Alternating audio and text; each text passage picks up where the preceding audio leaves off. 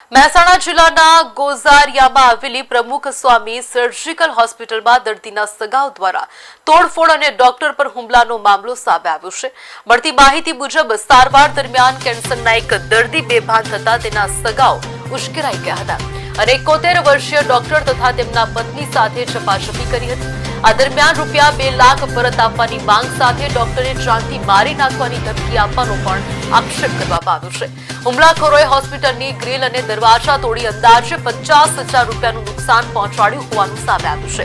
સમગ્ર ઘટનાને લઈને લાદણજ પોલીસે 4 આરોપીઓ સામે ગુનો નોંધીને વધુ તપાસ હાથ ધરી છે।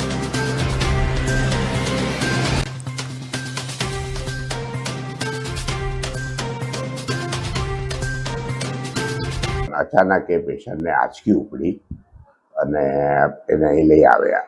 ત્યાં સુધી મારા સ્ટાફવાળાએ ટ્રીટમેન્ટને બધું ચાલુ કરી દીધું અને એટલામાં હું 10 મિનિટ પછી આવ્યો।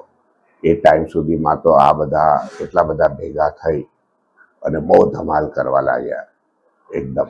અમને ટ્રીટમેન્ટે ના અને જ્યારે હું આવ્યો તો કે તમે 10 મિનિટ મોડા કેમ આવ્યા એમ કરીને મારો હાથ પકડી અને ખેંચ કરી અને મને મારવાનો પ્રયત્ન કરવા લાગ્યા અને એ લોકોએ મારા રૂમનો દરવાજો બંધ કરી બધા ભેગા થઈ।